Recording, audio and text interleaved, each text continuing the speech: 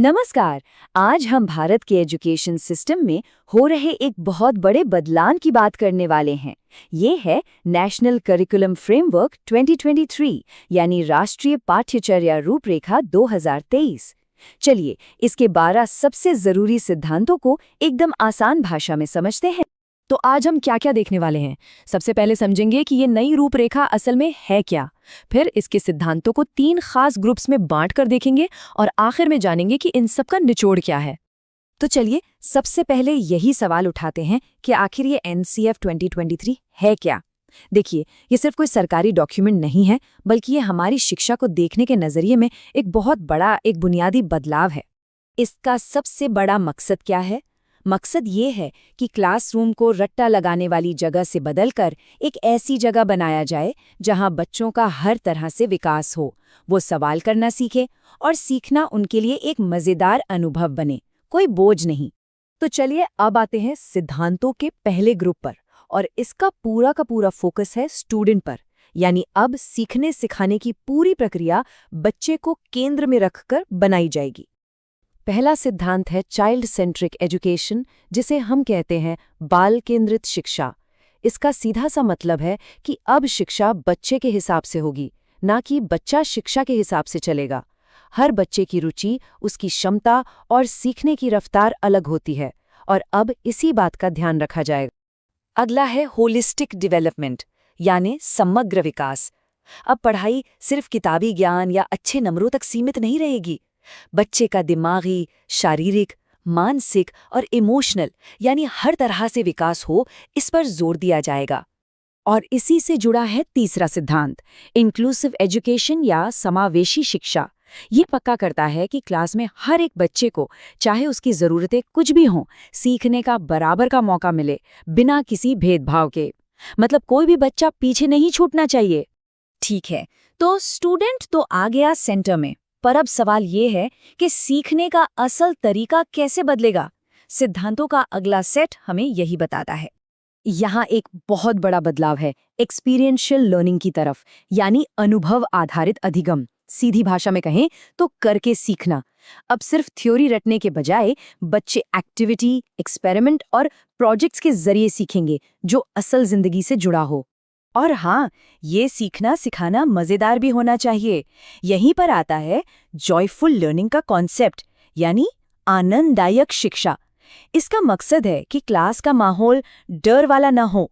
बच्चे खेल खेल में कहानियों और गानों से सीखें, ताकि पढ़ाई एक मजेदार सफर लगे। और ये हमें लाता है कॉम्पिटेंसी बेस्ड एजुकेशन पर, जिसे कहते हैं योग्यता आधारित शिक्षा। यहाँ फोकस इस पर नहीं है कि बच्चे ने कितना याद किया, बल्कि इस पर है कि वो अपने ज्ञान का इस्तेमाल करके असल में क्या कर सकता है। प्रॉब्लम सॉल्विंग और क्रिटिकल थिंकिंग जैसी स्किल्स डेवलप करना इसका मेन गोल है। तो हमने ये तो देख लिया कि कौन सीखेगा और कैसे सीखेगा। अब बात करते हैं उस पूरे सिस्टम की, यानी वो माहौल, वो टूल्स और वो लोग जो इस नए तरीके को कामयाब बनाएंगे। इसकी शुरुआत होती है मल्टीलिंगुअलिज्म एंड मदर टंग से, यानी बहुभाषिकता और मातृभाषा। ये माना गया है कि बच्चे अपनी मातृभाषा में, यानी जो भाषा वो घर पर बोलते हैं, उसमें सबसे अच्छी तरह सीखते हैं। तो शुरुआती पढ़ाई उसी भाषा में होगी। नया सिस्टम फ्लेक्सिबिलिटी एंड चॉइस भी देता है, मतलब लचीलापन और विकल्प। अब आर्ट, साइंस, कॉमर्स जैसी दीवारें नहीं रहेंगी। स्टूडेंट्स अपनी पसंद के सब्जेक्ट चुन सकेंगे, क्योंकि एक ही साइज की शर्ट सबको फिट नहीं हो सकती है ना। साथ ही इंडियन नॉलेज सिस्टम, यानी भारतीय ज्ञान परंपरा को भी शिक्षा में जगह दी जाएगी। मतलब अपनी संस्कृति, अपने मूल्यों और अपनी जड़ों से जुड़कर सीखना। लोकल और ग्लोबल दोनों का एक बढ़िया मिक्सचर होगा।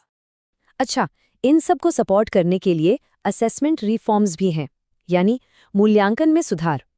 इसका मतलब है कि अब किसी की काबिलियत साल के आखिर में होने वाले एक 3 घंटे के एग्जाम से तय नहीं होगी, बल्कि साल भर लगातार चलने वाले मूल्यांकन पर जोर होगा, जिसमें प्रोजेक्ट्स और एक्टिविटीज शामिल होंगे। जाहिर है, इससे रोल ऑफ द टीचर, यानी शिक्षक की बदली हुई भूमिका भी देखने को मिलेगी।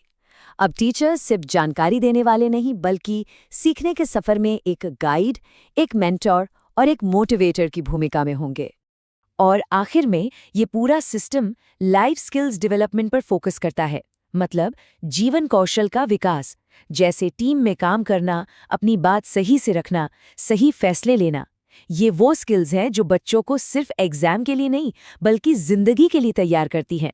तो हमने ये 12 सिद्धांत देख लिए, पर अगर इन सबको एक लाइन में, एक विचार में समेटना हो तो वो क्या होगा? चलिए इस पूरी रूपरेखा का निचोड़ देखते हैं।